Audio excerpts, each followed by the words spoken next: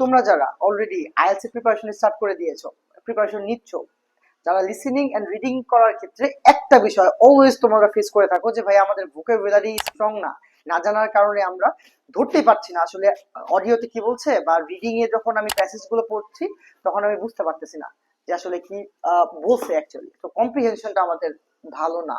So তোমাদের এইটা improve করার একটা ওয়ে আছে, সেটা হচ্ছে তোমার ভোকাবুলারিটা ইমপ্রুভ করা। অ্যাজ মাচ অ্যাজ ভোকাবুলারি তুমি জানবা, তোমার এই কম্প্রিহেন্ড করা বা বোঝা তোমাদের জন্য ইজি হয়ে যাবে।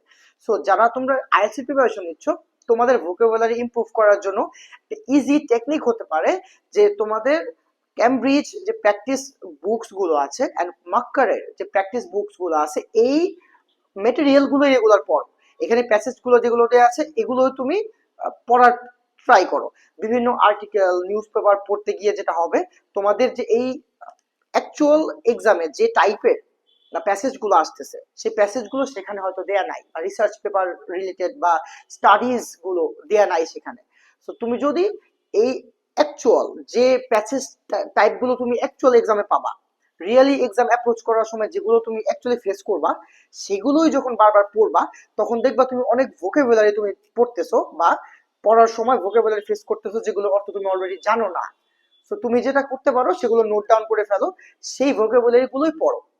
তুমি দেখবা 5 থেকে 10টা বা 15টা প্যাসেজ যখন তুমি সলভ করে ফেলবা, ভোকাবুলারিজ গুলো জেনে ফেলবা, দেখবা রিপিটেডলি পরবর্তী যে প্যাসেজ গুলো আছে সেগুলোতে same types of or similar kinds of vocabularies তোমরা পাচ্ছ।